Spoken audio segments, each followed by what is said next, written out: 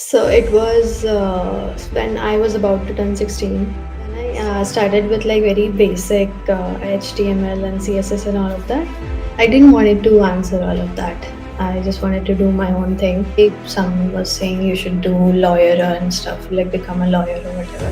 Like in school, we are just only, it just ends where with Microsoft Office and all of that. Don't leave studies like that. I told my dad कि I got it, and he couldn't believe कि how can you make ऐसे. So basically, someone suggested me to start LinkedIn. Like how long it took you to get your first client? I bought my MacBook and then bought myself an iPhone. I want to continue this thing. I don't want to go to college. I was just expecting 5k, 6k views, and it just went to 600k views. A couple of months, I felt very low. I should go back home. Very much delve into Web3. I learned Solidity. Like even if you don't do a job, you can still make like unlimited. You don't know about that. So it's like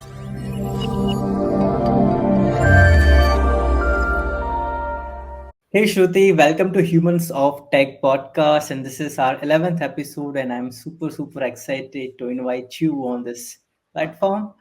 We'll start the podcast with your quick introduction. Can you quickly introduce yourself?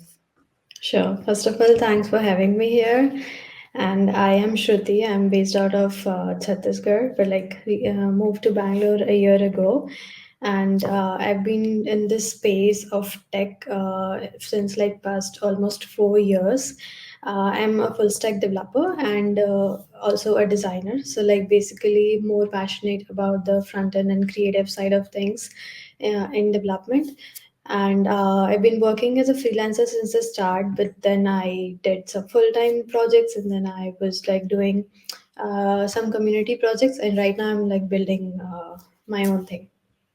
Can you tell me that what was the age of yours when you got started with tech? So it was when I was about to turn 16.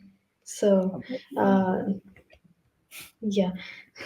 So then I started with like very basic HTML and CSS and all of that. Mhm. And then it just like went from there to full, like becoming a full stack engineer. Can you tell me how does a day in Shruti's life look like? Okay, so it's not like it's not. I don't really have a daily well a routine. Like every day has to look like this, something like that. But it mostly like starts very late in the morning because I am kind of working during the night most of the days. So it starts since like almost like 12 p.m. in the morning, and then I mostly work all day, and then at 8 p.m. I have my workout and gym stuff, and then I have and then during the night also sometimes I work and sometimes I just chill with the family or something. So that's how it goes. It's very simple. There is nothing extraordinary in the day. It's just very simple, mostly in front of the laptop or with the fam or friends. So can you tell us about your childhood? Like how does a 5-year-old Shruti look like?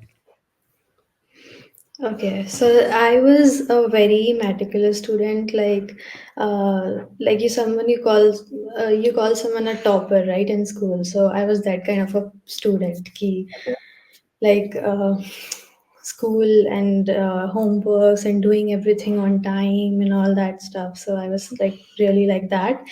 And then when I came back from that part to like coming to the 10th standard, it all like it all became very light. Like I was like, "Ki, I don't have to do all this stuff so sincerely and all that." And then when I got into all of this, I was like, this is nothing in front of this. So the school studies and everything was like till 10th I was really good at that, and then and the grades got low after that. I see. So you've done your 10th, right? Till 10th, you're saying that you were topper in 10th also, or 10th went other way No, around? no, and 10th also went good. 11th also went really good because it was lockdown and it was online. But I I didn't see. study 11th much. But yeah, and 12th also. It's not like really low about that, but like in comparison to my previous self. Yeah, as per your standards, it was not up to the mark, right? Yeah. Okay. All right. So, what happened in 11th or in 10th ending that something, as you said, the grades went low? Like, what was the thing that, went wrong on your end? Okay, so in that sense, while I was learning, I got very much interested in tech side of things, and I thought like in school we are just only it just ends where with Microsoft Office and all of that. It just ends there. Well, if you even if you take computer science, so I felt like it's nothing in front of what I am learning, and after that also started getting freelance projects. So I thought if I'm able to earn through this, what if I learn more about this and get to that particular level that I cannot with the school studies. So I basically it was time frame thing. I used to give very less time to studies and more time towards doing stuff, towards learning new things, and that is what made the grades low. I see. So can you let's break down your answer into chunks. Okay. So can you tell me what was your first introduction to coding? Who told you that there is something like coding that you can do and make money? Mhm. Okay, so basically, it didn't actually start with coding. It started with drop shipping. So this is what you do. Like Shopify is there, where you create your own store and then sell stuff. So I started with that, but I was not a master of like doing marketing and stuff and communications and all that. I'm very bad at it. So it didn't went good. I lost some of my money of my parents, and then I was feeling like I shouldn't be doing that. And then one of my cousin, who was working as a software engineer at TCS, he came back home because of the lockdown, and then he told me, and then I just asked him, "What should I do?" And I'm free, and I don't have any school studies or anything. So he suggested me to start coding with him only. So I like did it for a week with him. Every day I used to go and like just learn with him, but then he got busy with some stuff, so continued it with my on my own with YouTube and all. Just took some guidance from him in the start, and then as I continued, I got to know a lot more things while exploring YouTube and all, and that's how it just grew. What was the language that you chose? Like what your So brother the taught? first, yeah, the first one was C language. Mhm. That's how people start. Matlab, that's what I knew back then, and then then C was kind of boring for me, so I started with HTML and CSS. So when I learned that and when I saw that interactivity that I'm able to see what I'm coding, that's when it got pretty much excited, and then I started to learn many frameworks as well in JavaScript only. And then after JavaScript and then all these frameworks, I got into Python as well. So yeah, that's how it's been.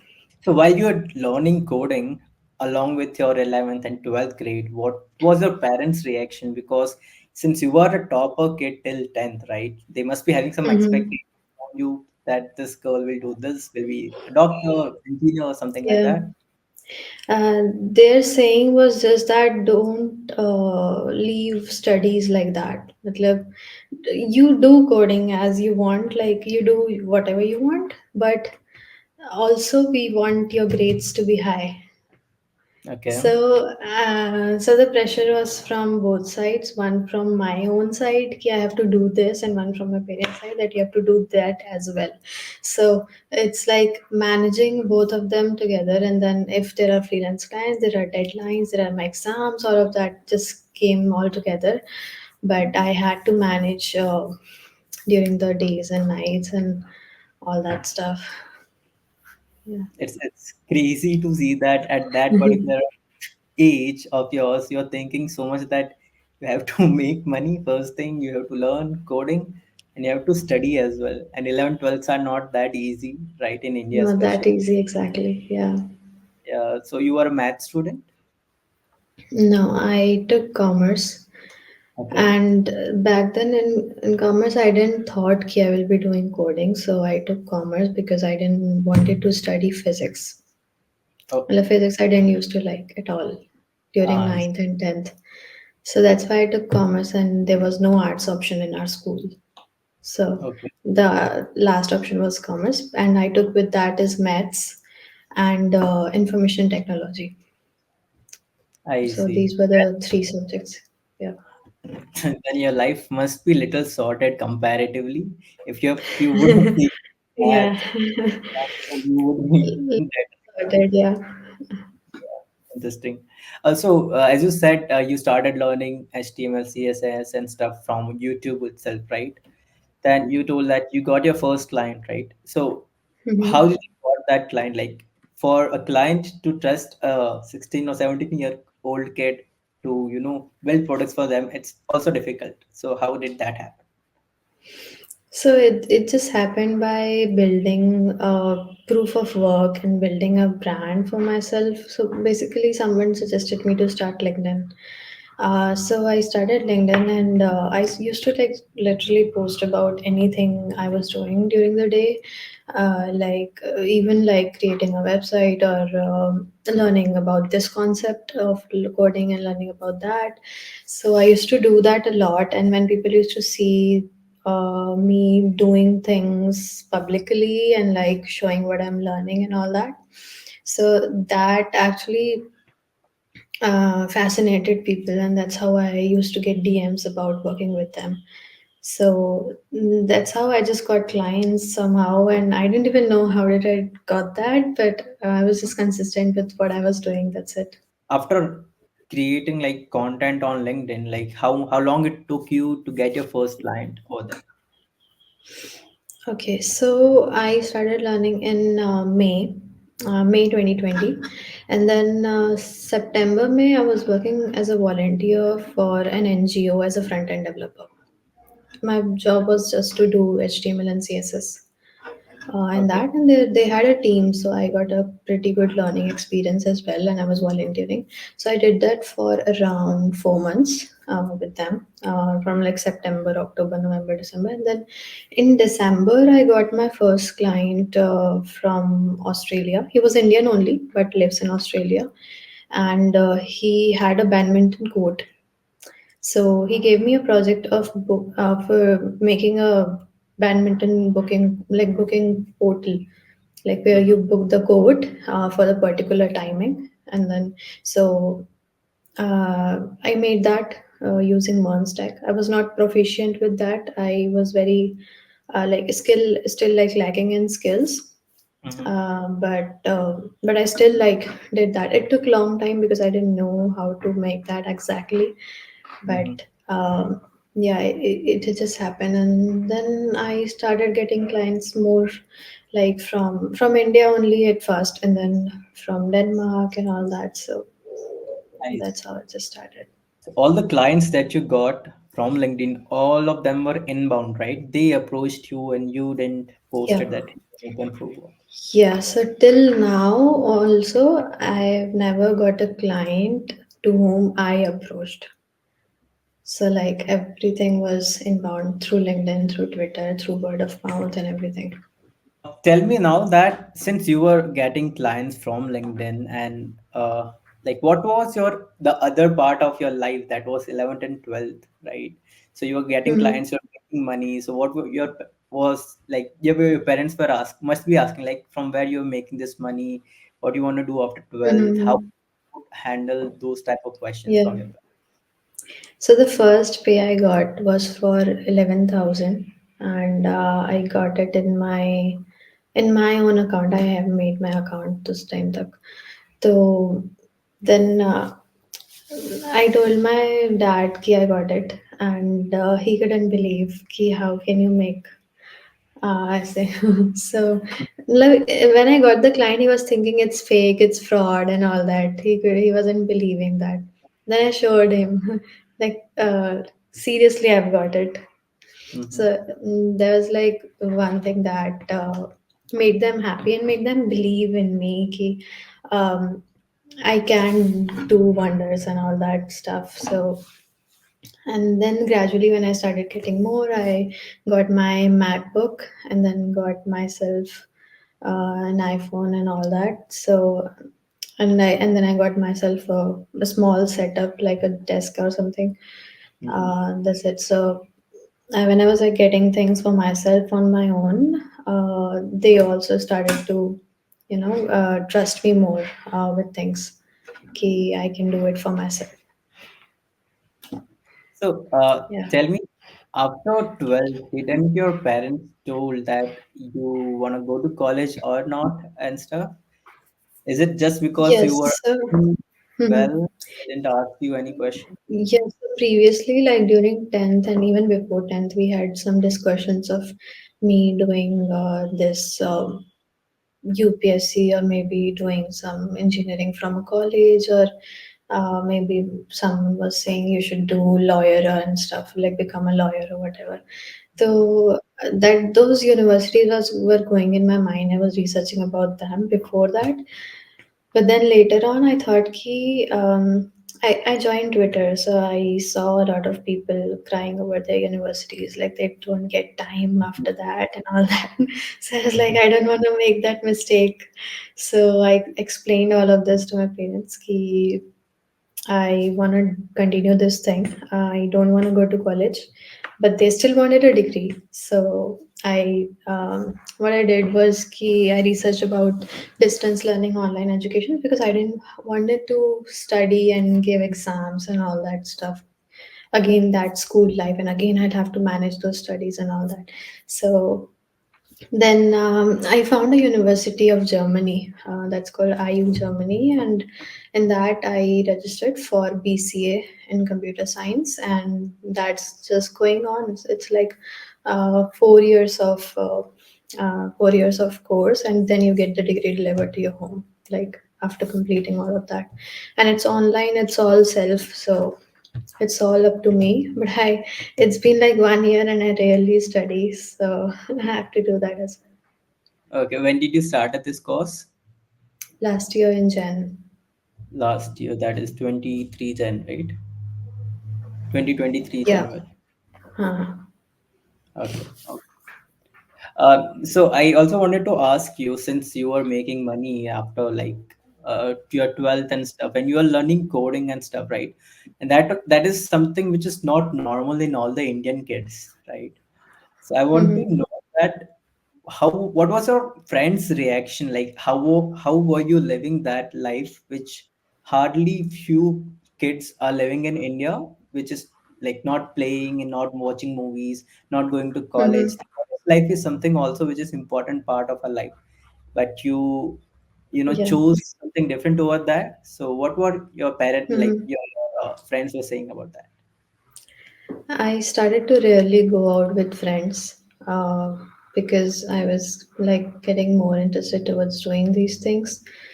So I used to go, but I don't actually used to tell them what I've been doing and all that, Okay. because uh, because yeah, there will be many more questions, and I was not like I didn't wanted to answer all of that. I just wanted to do my own thing. So I did that, but yeah, I still do have some friends from school who are still with my friends, but like Mhm. some were there and some are not my friends now. So yeah, that was just it. I've seen that you are also active in Web3 communities and also you are into Web3 and stuff. So, what was your first introduction to Web3? Mhm. So first introduction was through Twitter and friends only. Like they told me this Web3 is coming and all that. So I didn't took it very seriously. I was like, okay, I'll work on what I'm doing. I'll work on upskilling myself in full stack only and learn more frameworks. But then when it started like booming very much, I felt very fear of missing out because I didn't took it seriously in the first place.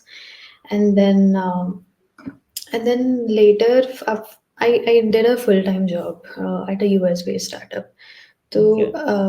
they were not Web3, they were like totally Web2. So I worked with them for around 8 months and I was feeling very corporate and very much like that. And I was seeing Twitter and everyone was like doing something in Web3, and it made me feel that I don't want to be in, first of all, I don't want to be in this corporate culture. And second, I don't want to be doing like this basic things. I want to go and upskill myself. So after that, I left that job, and then I joined Super Team, which is a community of Solana developers and all that. How So did you? I started through their Twitter and Discord only, and then later on I became a member. At first, I just joined them as a lurker and something. So that was actually the first time I got very much very much delved into Web3. Before that, I was just exploring and seeing how things are going. And after that, I learned Solidity, and I'm still learning Solana, Rust, and all that stuff. So yeah, that's how I just got introduced to it. Okay. What is the best part you like about being in Web3 now? It's the community, first of all. You have so many people who are who are ready to help you, who have time to help you and build with you. There are so many hackathons. There's so many like opportunities that you don't get in a basic web through traditional world. It's just traditional world is like, I think it's all about like learning and then getting a job. But here there are so many opportunities, like even if you don't do a job, even if you give yourself like a full-time thing, you can still make like unlimited. You don't know about that. So it's like you have airdrops, you have development opportunities, you have different gigs and all that stuff. So I think that is something very good about Web3. Since you already talked about that hackathons and stuff, right? Have you participated in these hackathons, and like what was your experience with those? Yeah, so I participated in very less hackathons, but there was one super team hackathon where I contributed to a project, and then there was ETH India in 2022. I contributed to a project there as well. So I have built on hackathons, and experience was like really great, but not like too many hackathons. Yes, some of them I did. Okay, so is it different than the traditional hackathons that we do in Web2, or it is similar to that? You get tracks and then you have to make the Mm-hmm. project according to that. Yeah, it's mostly similar. Like you get tracks, you make the projects, but there are more things to it. Like there are bounties as well. So like there are different tracks and there are different projects who give you money for integrating their protocol into your project. Okay. So basically that's called bounties and that's called like grants, and also you get the grants from different projects as well, not just from the main hackathon, but also from the side projects. So that's what is different here. If you get a chance to move back to Web 2 and leave Web Mm-hmm. 3 for some reason, since there are a lot of talks around Web 3 is that Web 3 is not good, Web 3 is going Mm-hmm. down, right? Crypto is Mm-hmm. going up. Mm-hmm. So what are your thoughts on that? So for Abhi, though I'm like working in Web 2 and Web 3 both. I've not left the Web 2 part of it, and I won't, because I think that is what is very important in terms of architecture, in terms of the basic, the root of it. Mhm. So if even if like Web3 doesn't go ahead, but I think it will. If it doesn't, like then also in Web2, it's not a small thing. It's also, there are so many different like modern technologies that have came in Web2 also, that if you learn, it's like a very high level thing. So if so right now it's like totally saturated because of AI, because very small jobs are getting replaced by AI. But if you are a skilled developer who is very much skilled in the complex tech, and you're able to solve the complex problems on your own, then you are valued right now. And before you used to get the small jobs like doing HTML and CSS, but right now it's not the same. So it's saturated. Mhm. So all the jobs that you have done till now, all of those jobs are remote, if I'm not wrong, right? Yes. So So there was one full-time job I did that was in Bangalore. So the company is based out of US, but the founders were living in Bangalore. So I did that in office for around 6, 8 months. mhm. So what difference that Yeah. you saw in a remote job and the job that you have to go in person, you have to go to office and stuff? So the difference was I am a kind of person who likes to travel a lot and go to different places. Uh, so I think the remote job is for me and not the corporate thing, not the in office thing. Until and unless you have a good culture there. But like in the one I was working at, like don't want to name that, but it's like you have a starting time, but you don't have an end time of Okay, when you'll go home. I So can feel that pressure. yeah, so that's the thing there. So that's why I don't like very in office jobs. But if the culture is really good, then it's totally fine for me. But Mhm. if it isn't, then I think remote jobs are the best. I've also seen that you have also started creating content on Instagram, if I'm not wrong, right? Yeah, like Yes. documenting your life and stuff like that. So I want to Hmm. know from where you got started with Instagram. Okay, so in I think May last year, I started. I just wanted to like experiment with content. I used to create with using the other people's audios and all that, but that didn't really made any sense while creating. So I thought, let's do something where it has my own personal touch. So I started doing voiceovers. And when I did it, so my first thought was, let's share my story in the first reel.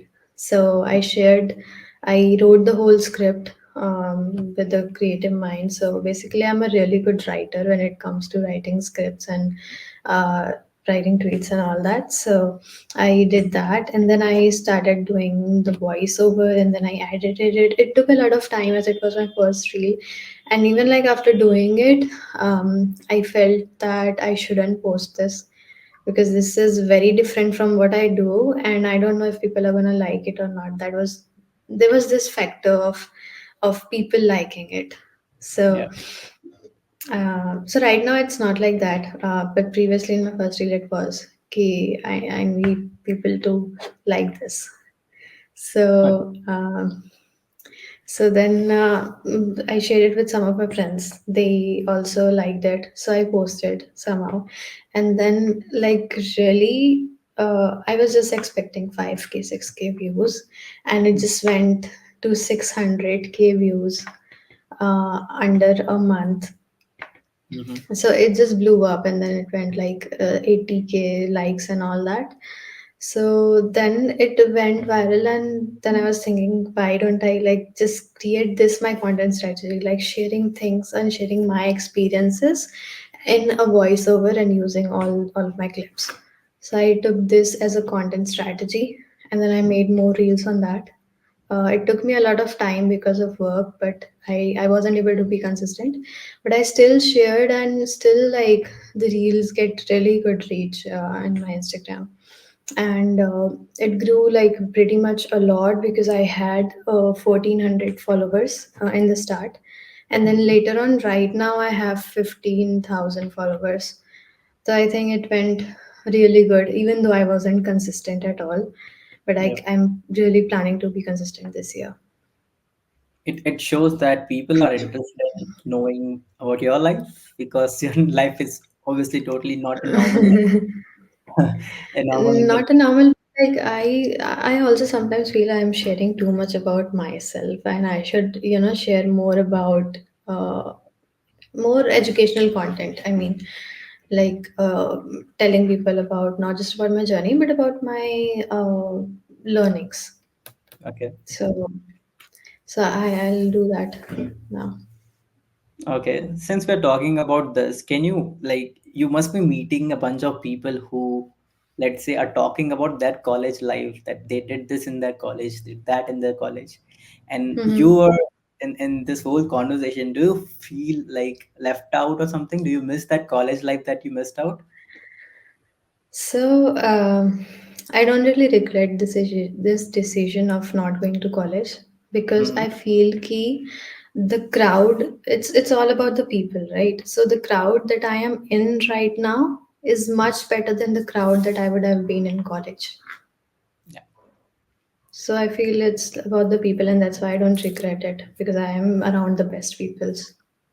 So, Shruti, till now we have discussed about the things that you experienced, good part of your life, that you made money, you went to Bangalore, and you had your in office, you traveled, you created content, you got inbound leads and stuff, right?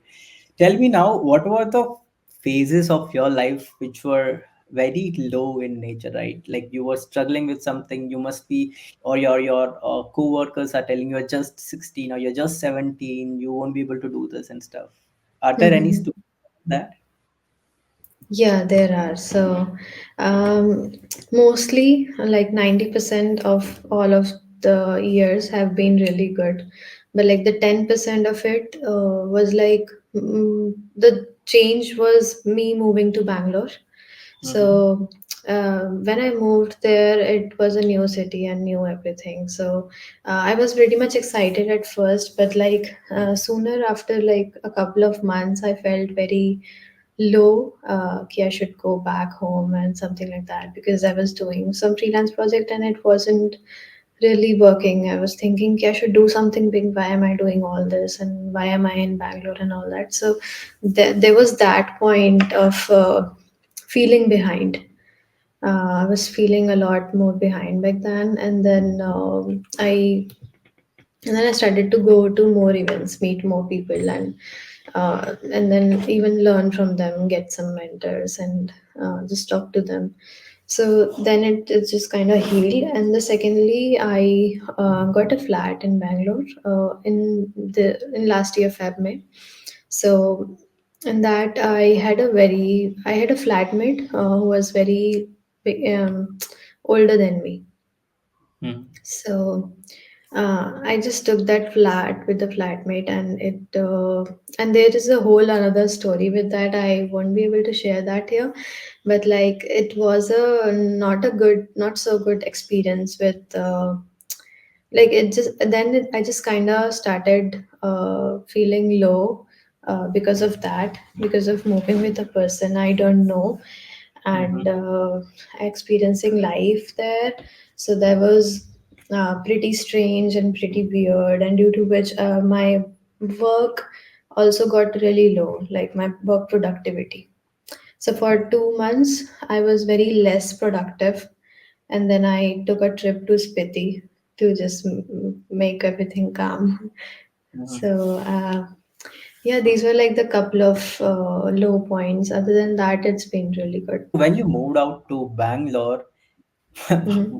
how did you convince your parents that, hey, I am 18-year-old or 17-year-old? Hmm.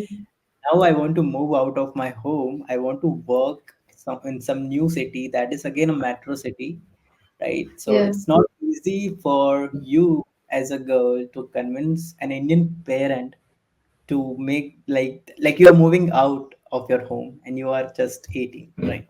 So yeah. Yeah.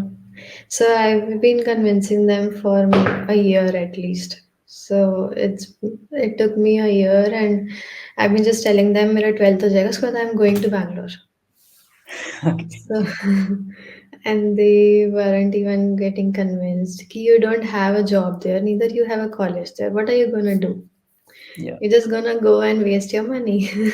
That's Yeah. it.